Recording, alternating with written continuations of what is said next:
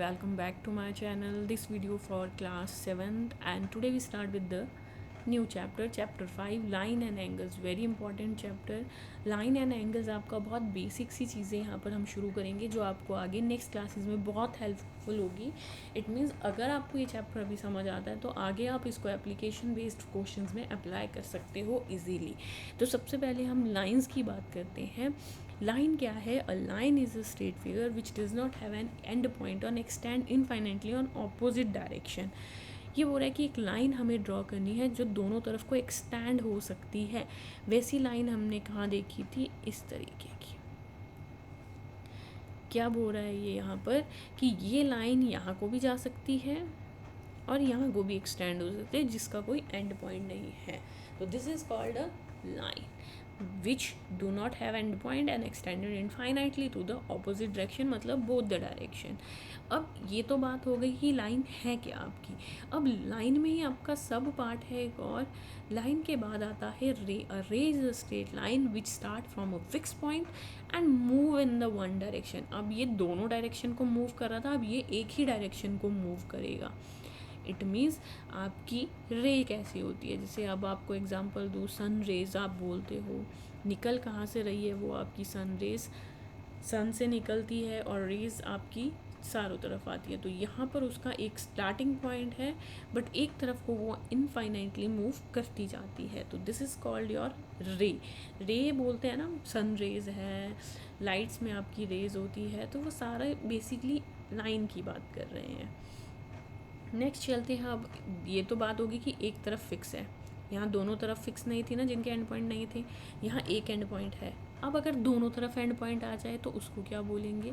तो उस कंडीशन में इसको क्या बोलेंगे? अ portion of a line form with two definite point in the line is called a line segment. मतलब अब एक पर्टिकुलर लाइन है, हमने एक तरफ से शुरू की, दूसरी तरफ इसको हम ख़त्म कर रहे हैं लाइक दिस. ये इसका एंड पॉइंट भी है और ये इसका स्टार्टिंग पॉइंट भी है. जो फिक्स है ये आगे पीछे मूव नहीं कर सकते हैं. तो अगर इसका नाम है ए बी तो इसको हम कैसे लिखेंगे? ए बी, ऊपर हम लिखते हैं लाइन. तो ये आ गया इसको लिखने का तरीका. अब रे को कैसे लिखोगे आप? अगर किसी रे को लिखना है, सपोज़ ये एक ए बी रे है, तो रे का ही निशान हम इसके ऊपर बनाएंगे. मतलब एक तरफ से फिक्स और एक तरफ को एरो. आप कैसे क्लासीफाई करोगे कि ये रे है, लाइन है, या किसी लाइन सेगमेंट की बात कर रहा है? दोनों तरफ पॉइंट एंडेड है, लाइन सेगमेंट है. एक तरफ एरो है, रे है. और अगर यही चीज़ आपकी दोनों तरफ को बन जाए, या मीन्स इस तरीके का सिंबल लाइन दो अल्फ़ाबेट के बीच में हो, तो वो क्या हो जाएगा? लाइन. तो तीनों के बीच में डिफरेंस क्या है? दोनों के फिक्स पॉइंट नहीं है, एंड पॉइंट नहीं है. यहाँ पर एक एंड पॉइंट है और दूसरी तरफ से ये मूव करता चलता है. और तीसरा क्या है आपके पास कि दोनों तरफ एक फ़िक्स पॉइंट है जहाँ से एक खत शुरू होगा, अगले पे वो ख़त्म होगा ही होगा. तो these are the three definitions of the line related to each other. Next चलते हैं. लाइन एंड एंगल्स की बात करें तो अब एंगल भी पता होना चाहिए. बेसिकली एंगल है क्या आपका? एंगल जो है वो बनता है आपके रे से. आपने देखा होगा इस तरीके से एक एंगल होता है जिसमें दोनों तरफ को एरो बना होता है. लिखते क्या है हम इनको? When we join two line segment at a single point an angle is formed, और we can see an angle is a combination of two line segment at a common end point. ये इसका common end point है.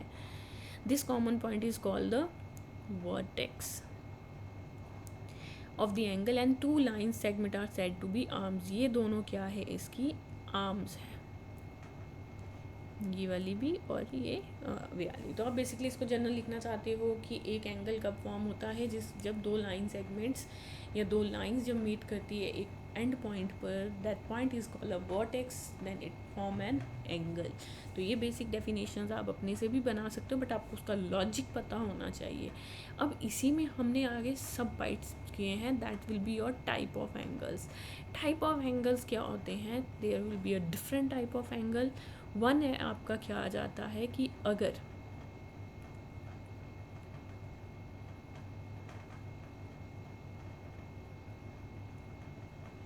ये बन जाएगा आपका right angle. अब चलते हैं एक्यूट। एक्यूट है आपका 90 से छोटा।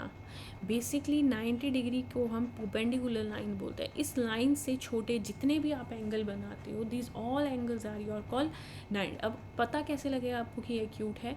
90 डिग्री होता है बिल्कुल सीधा परपेंडिकुलर लाइक दिस, जिसमें ये 90 डिग्री बनता है। इससे छोटा कहीं भी आपका लाइन की तरफ को एंगल बन रहा है, that angle is called your acute angle. If an angle is less than 90, ये एंगल हमेशा आपका क्या होगा? लेस देन 90 डिग्री होगा। अब ऑब्ट्यूस क्या होता है? ऑब्ट्यूस यहाँ पर आपका होता है,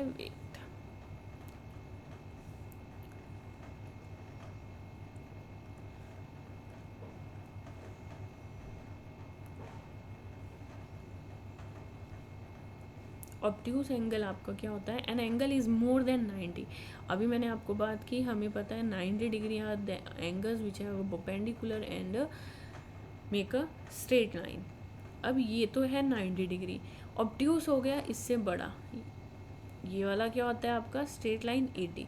इन दोनों के बीच में जो आपका ग्रेटर देन लाई कर रहा है, कहीं पर भी हो सकता है वो एंगल 90 से इधर उधर, 90 से 180 तक, तो ये क्या हो जाएगा? द ग्रेटर देन 90 डिग्री और लेस देन 180 डिग्री। मतलब जो 90 से 180 के बीच में लाई करेंगे, that angles are called your obtuse angle. ठीक है। राइट एंगल क्या होता है? If an angle is exactly at a 90 degree, that it is called right angle. और राइट एंगल आपका कैसे बनता है? परपेंडिकुलर लाइन में बनता है, सीधी लाइन जो एक को दूसरे हाइट पे कट कर रही हो, that call 90 degree angle. Straight angle अभी मैंने आपको ऊपर भी समझाया कि किसी एक स्ट्रेट लाइन को के ऊपर जो एंगल बनता है वो क्या होता है? सपोज ये इसका कोई पॉइंट है, तो this angle start with this end end with here, this complete angle of half line, इसको यहाँ से मूव किया यहाँ तक, तो ये बन गया आपका इक्वल टू 80 डिग्री और ये equal to 90 degree right angle, and this is your straight angle 180 degree but less than 360 degree. मतलब अगर ये आपकी स्ट्रेट लाइन है, जिसको अभी हमने कहा कि 180 डिग्री एंगल होता है यहाँ से यहाँ तक, अब ये बोल रहा है कि इससे आगे 360 से छोटा, यहाँ से लेकर यहाँ के बीच में जो लाई करेगा, मतलब 180 से आगे जो भी शुरू होंगे और 360 से जो भी पीछे तक होंगे, इन दोनों के बीच में जो लाई करेंगे वो क्या होंगे? रिफ्लेक्स एंगल होंगे। मतलब ग्रेटर देन 180 डिग्री और less than 360 degree, that is called your reflex angle. Full angle is the complete angle in the point. मतलब एक लाइन से हम शुरू हुए एंगल बनाने, और जब दोबारा हम अपनी लाइन के डाउन में आ गए, तो this complete angle is called 360 degree, जिसको हम फुल एंगल, कंप्लीट एंगल, जो भी नाम से आप बोलना चाहते हो वो बोल सकते हो। तो this is called the full angle and a complete angle. अब हम एंगल में ही चलते हैं कि एंगल में हमारे पास और क्या चीज़ें हैं। अब चलते हैं हम अपने एंगल्स के नेक्स्ट पॉइंट में, जो प्रॉपर्टीज़ हमारे पास है। सबसे पहले आ गया कॉम्प्लीमेंट्री एंगल क्या होते हैं। The sum of the measure of two angle is 90 degree. ये बोल रहा है कि अगर कोई दो एंगल है, उनके एंगल का सम, फॉर एग्जांपल हम ले लेते हैं कोई एग्जांपल, सपोज़ के लिए हमारे पास है 30 डिग्री और एक एंगल है हमारे पास 60 डिग्री। क्या ये एंगल कॉम्प्लीमेंट्री एंगल है? तो हमें कैसे पता लगेगा? हम इनको प्लस कर देंगे। If their sum is 90 degree, तो yes it is a complementary angle. Complete angle से आपको याद रखना है कॉम्प्लीमेंट्री। सबसे पहला कॉम्प्लीमेंट्री किससे बना? 90 से। यहाँ से सी और इसमें स्टिक लगा दो तो बन गया 90 डिग्री। कॉम्प्लीमेंट्री से आपको याद रहना चाहिए, ठीक है। नेक्स्ट चलते हैं सप्लीमेंट्री। इसका ऑपोजिट है the sum of measure of two angle is 180 degree. For example if the one angle is 30 degree और दूसरा हमारा आ जाता है 150 डिग्री, तो अगर इन दोनों का सम 180 डिग्री है, yes it is a supplementary angle. Supplementary कैसे याद रखोगे? एस का क्या बन सकता है? इजीली 8 बन जाता है। तो 8 किस में आता है? 180 डिग्री वाले एंगल में। तो वो आपको लर्न कैसे रखना है वो आप पर डिपेंड करता है। तो दिस प्रॉपर्टी, इन पर बेस्ड क्वेश्चन आते हैं। Find the supplementary angle, find the complementary angle. तो ये हो गई 30 and 60। This 30 degree and 60 degree is called your complementary angles. Now we goes to the next one, and this 30 and 150 is called supplementary angle. दो properties, third property आते हैं हमारी adjacent angle. Adjacent angle have a common vertex और a common arm but no common interior points. Adjacent angle क्या होते हैं कि suppose कोई एक एंगल बनाया हमने, रैंडम एंगल है, इस एंगल में एक और एंगल बीच में है, तो these two angles is called adjacent. Adjacent angle have the common vertex, ये हो गया इसका common vertex and a common arm, ये हो गई हमारी कॉमन आर्म। कॉमन आर्म होती है जो दोनों एंगल में यूज़ हो रही है, इस वाले एंगल में ये वाली आर्म भी है और इस वाले एंगल में ये वाली आर्म भी है, तो दोनों में एक कॉमन आ गई ना। And no common interior point, but इसके बीच में कोई इंटीरियर पॉइंट नहीं है। तो ओनली द डेफिनेशन आपको याद रखनी है कि जिसका एक कॉमन वर्टेक्स है, मतलब एक कॉमन पॉइंट से कोई दो डिफरेंट एंगल जब निकलते हैं और उनके बीच में एक कॉमन आर्म हो जाती है तो वो कहलाते हैं एडजेसेंट एंगल।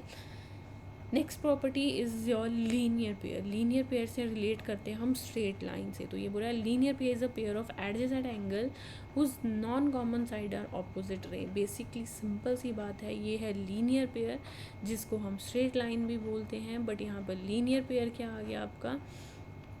स्ट्रेट एंगल क्या होता है पता है कि इसमें कंप्लीट एंगल 180 डिग्री होगा, वो चाहे एक एंगल से हो चाहे दो एंगल से। बट यहाँ लीनियर पेयर में बोल रहा है कि अ पेयर मतलब दो एंगल ऐसे होनी चाहिए। मैं इसको कट कर देती हूँ लॉजिकली यहाँ से, तो ये हो गया आपका एंगल 1, ये हो गया एंगल 2। तो ये बोल रहा है linear pair is a pair of adjacent angle whose sum non common sides are opposite ray. अब कैसे, ये हो गया इसका कॉमन आर्म, ये हो गया इसका कॉमन वर्टेक्स, तो ये दोनों एंगल अगर एक लाइन पर है तो ये लीनियर पेयर बनाएंगे, और अगर ये लाइन पे नहीं होते तो ये एडजेसेंट एंगल बनाएंगे। सिर्फ डिफरेंस क्या है, वो एंगल एक लाइन पर कहीं पर भी बन सकते हैं, बट ये लाइन सीधी स्ट्रेट लाइन पर ही बनेंगे। नेक्स्ट चलते हैं, next property vertically opposite angle. When two line intersect, intersecting line कैसी होती है, जो एक दूसरे को कट करती है, क्रॉस करती है। Vertically opposite angles formed are equal. Vertex पे ऑपोजिट, ये अपवर्ड है ये डाउनवर्ड है, तो ये क्या हो जाएंगे, इक्वल एंगल हो जाएंगे। सिमिलरली ये आपके लेफ़्ट में बन रहा है, ये आपके राइट में बन रहा है, तो ये क्या हो जाएंगे आपके, this are equal. It means angle 1 अगर मैं इसको ले लूँ तो आप लिख सकते हो angle 1 is equal to angle 2। इसको लिख ले 3 एंड 4, तो आप लिख सकते हो angle 3 and angle 4 are equal. Reason क्या आ जाएगा उधर, these are vertical opposite, vertex के ऑपोजिट में जो एंगल बन रहे हैं, दिस इज वर्टेक्स एंड इनके ऑपोजिट में जो एंगल बन रहे हैं, अप का ऑपोजिट नीचे डाउन आ गया, लेफ्ट का राइट आ गया। ओके, नेक्स्ट चलते हैं अपना नेक्स्ट प्रॉपर्टी ऑफ ट्राइंगल।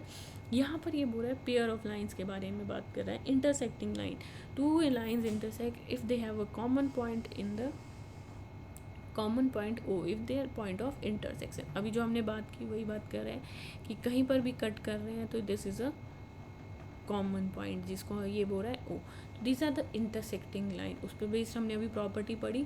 अब जो आपको एक इम्पॉर्टेंट एंड बहुत ही ज़्यादा इम्पॉर्टेंट टॉपिक है वो है ये transversal line, very important.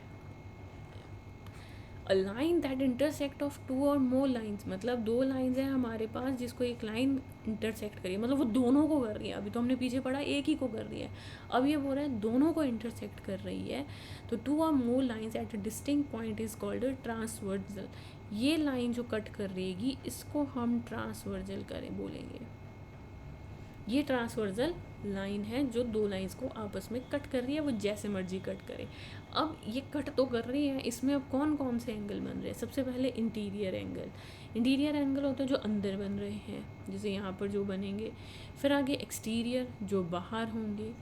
Pair of alternate interior angle, ये मैं आपको नेक्स्ट में बताऊंगी। पेयर ऑफ कॉरस्पॉन्डिंग एंगल और pair of interior angle on the same side, ये तीन बहुत इंपॉर्टेंट प्रॉपर्टी है। One, alternate, exterior, corresponding and interior, ये तीन प्रॉपर्टी के बारे में मैं डिटेल में एक्सप्लेन करूँगी, बट आपको ये पता होना चाहिए कि ये कौन कौन से एंगल बनाती है। अंदर बनाएगी तो इंटीरियर, बाहर बनाएगी तो एक्सटीरियर, और बाकी प्रॉपर्टीज़ मैं आपको नीचे समझा रही हूँ। चलते हैं अपनी फर्स्ट प्रॉपर्टी में, वेरी इंपॉर्टेंट, कि अगर ये लाइन्स ट्रांसवर्सल लाइन है, ये पैरेलल लाइन में कट हो रही हो, मतलब दो लाइन जो है आपस में वो पैरेलल है और इसमें एक हमने ट्रांसवर्सल कट कर दी। अब कट तो कर दी। तो सबसे पहले हमने यहाँ पढ़ना है pair of alternate interior angle if two lines are cut by transversal each pair of alternate interior. Alter मतलब एक दूसरे के ऑपोजिट की तरफ जो इक्वल है वो एंगल क्या होंगे, इक्वल होंगे। तो मैं आपको इसको रेड पेन से मार्क करके बताती हूँ। ये बात कर रहा है कि अगर ये वाला एंगल इस एंगल की ऑपोजिट है, यही बोला है ना, ऑल्टरनेट, दूसरे का लेफ़्ट तो इसका राइट। यहाँ पर जहाँ ये Z बनाएगी, इसको पहचानने का तरीका है Z अल्फ़ाबेट। जिस भी लाइन में Z बन रहा होगा उनके दोनों इंटीरियर, देखो ये इसका इंटीरियर है, ये इसका इंटीरियर, ये दोनों एंगल क्या होंगे, इक्वल होंगे। वो लिखना कैसे हमने, this angle 1 and this angle 2, तो ये आ जाएगा angle 1 is equal to angle 2। और भी ऑल्टरनेट होंगे, और भी ढूंढ सकते हो, जैसे अगर यही लाइन हमने ड्रॉ कर दी, अब Z दूसरी तरफ को बना लेते हैं, तो यहाँ पर अब जो ऑल्टरनेट बन जाएंगे वो क्या बन जाएंगे, ये वाले हो जाएंगे ऑल्टरनेट इंटीरियर एंगल 1 एंड 2। ठीक है, तो ये वाले में भी angle 1 and 2 is equal. Reason क्या आ जाएगा आपका, अगर कभी आपको ये बताना है कि why these angles are equal, because alternate interior angle है। और यहाँ पर हमने कैसे बोला, ये कौन सा अल्फ़ाबेट बनाता है, Z की तरफ से आपको समझने में आएगा कि जहाँ आपको एक लाइंस पैरेलल में Z दिख रही है तो वहाँ पे कहीं ना कहीं आपका ऑल्टरनेट इंटीरियर एंगल बनेगा ही बनेगा, और वो एंगल क्या होंगे, equal in a parallel lines. First very important property. Next चलते हैं अपना, pair of corresponding angle if two parallel lines cut by transversal each pair of corresponding angle are again equal. अब कॉरस्पॉन्डिंग क्या होते हैं, corresponding alternate तो हो गए, जो जिसका दूसरे का राइट है तो वो दूसरे के लेफ्ट के इक्वल हो जाएगा। अब यहाँ पर आ जाते हैं कि कॉरस्पॉन्ड में क्या है। कॉरस्पॉन्ड का मतलब है आपके पास कि दो लाइंस में आपने ट्रांसवर्सल सीधी कट कर दी, तो यहाँ पर इस लाइन का जो लेफ्ट है, सॉरी राइट है, और इस लाइन का जो राइट है, it means this angle 1 and this angle 2 ये इसके कॉरस्पॉन्ड में है, मतलब दोनों के राइट साइड, ऑपोजिट नहीं, सेम साइड लाइन में जो एंगल बनेंगे। और ये एंगल कहाँ बनते हैं आपके, इनको पहचानने का तरीका है, F अल्फ़ाबेट बनता है कहीं ना कहीं। तो F अल्फ़ाबेट के अंदर जो बाहर एक साइड के एंगल होंगे, मतलब लेफ़्ट में है तो लेफ़्ट में, राइट में है तो राइट के, these two angles are called corresponding angle. और आप क्या लिखोगे reason, angle 1 is equal to angle, reason आता है इसमें कॉरस्पॉन्डिंग एंगल्स। ये एंगल्स कहीं पर भी आपके F पर बन सकते हैं। फॉर एग्ज़ाम्पल अगर लाइन आपकी इस तरीके से है, दो ट्रांसवर्सल इस तरफ को कट हो रही है, तो यहाँ पर F कहाँ बन जाएगा आपका F बन सकता है दोनों तरफ को, एक यहाँ पर बन जाएगा सी, इस तरफ को भी F है और इधर को भी F बनेगा, बट मैं आपको एक से ही समझाती हूँ कि यहाँ पर हमारे पास एंगल क्या हो जाएंगे, this angle, these are also equal. तो ये कौन से अल्फ़ाबेट से रिलेट करेगा, हमारे F अल्फ़ाबेट से। अब इनको क्वेश्चंस में कैसे यूज़ करना है वो बाद में देखेंगे, पर पहले आप प्रॉपर्टी समझो। Z is alternating and F is corresponding. Next and the last is your pair of interior angle on the same side of transversal. Question क्या है आपका, यहाँ पर लाइन क्या है कि अगर ये ट्रांसवर्सल है, if two lines are cut by transversal then each pair of interior angle on the same side. ये इसके इस लाइन के इंटीरियर में ये एंगल है, यहाँ वाला भी है बट मैं एक ही तरफ को समझा रही हूँ, ये इसका इंटीरियर है और इस लाइन का ये एक्सटीरियर होगा, तो ये वाला इंटीरियर। ये बोल रहा है सेम साइड में लेने हैं, ये नहीं कि एक इधर का ले लो एक इधर का ले लो, फिर तो वो अल्टरनेट हो जाएंगे। आर सप्लीमेंट्री, सप्लीमेंट्री क्या होते हैं हमारे 180 डिग्री एंगल, मतलब इन दोनों का सम क्या होगा 180, 1 एंड 2। यहाँ पर हम इसको कैसे रिलेट करते हैं, यहाँ पर मैं आपको बोलते हैं angle 1 plus angle 2 is equal to 180 degree. And इसको शॉर्ट में जो हम प्रॉपर्टी बोलते हैं वो बोलते हैं को इंटीरियर। ये एंगल कौन से होते हैं आपके, को इंटीरियर होते हैं, जो आपके सेम साइड पर बनते हैं।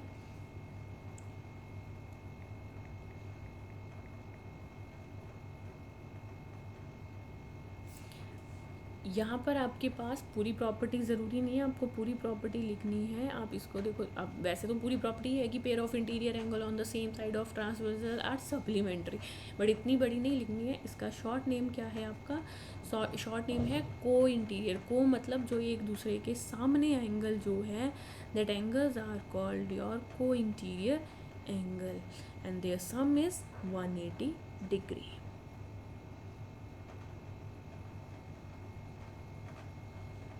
Clear? These are the properties which is relate with your exercise next. And the second exercise ये था आपका introduction part of this chapter, line and angles. Very important, अगर आप इसे किसी अल्फ़ाबेट से रिलेट करना चाहते हो तो यहाँ पर जो एक रिलेट हो सकता है वो सी बन जाएगा, पर वो थोड़ा सा ऑपोजिट सा सी बनेगा आपका, आधा हाफ सा लाइक दिस।